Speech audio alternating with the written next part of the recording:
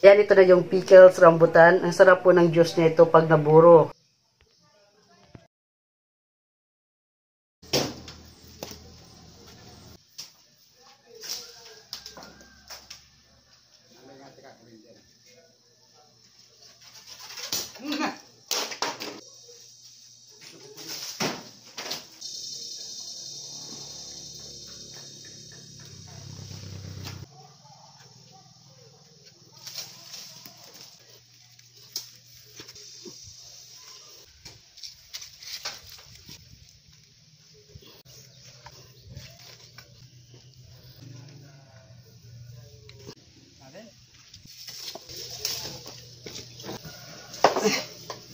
Ayun, nakuha akong rambutan. Maharlika yung variety ng rambutan na to.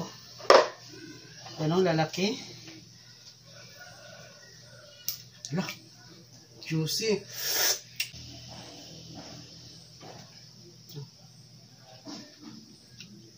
Wow.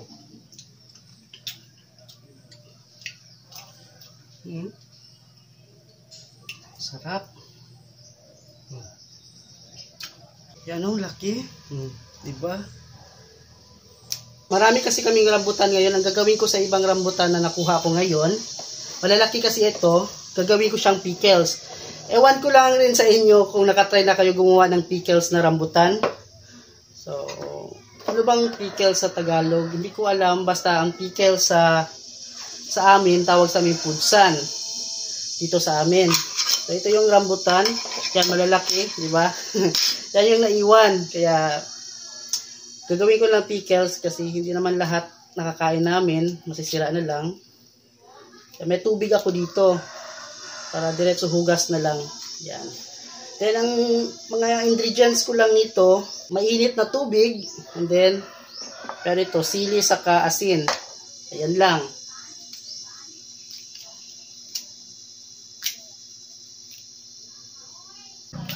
Kaya babalatan ko lang lahat.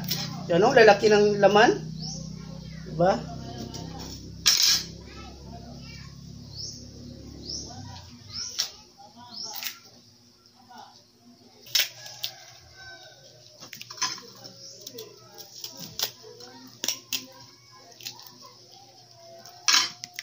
Hugasan lang mabuti, pwede ito ilagay sa jar.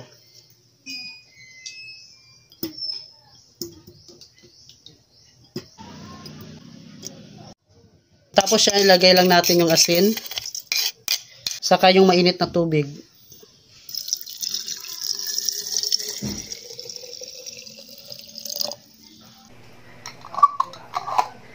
Ayan, ito na yung pickles rambutan. Ang sarap po ng juice niya ito pag naburo. Ayun pala, buro pala sa Tagalog. Tawag nito.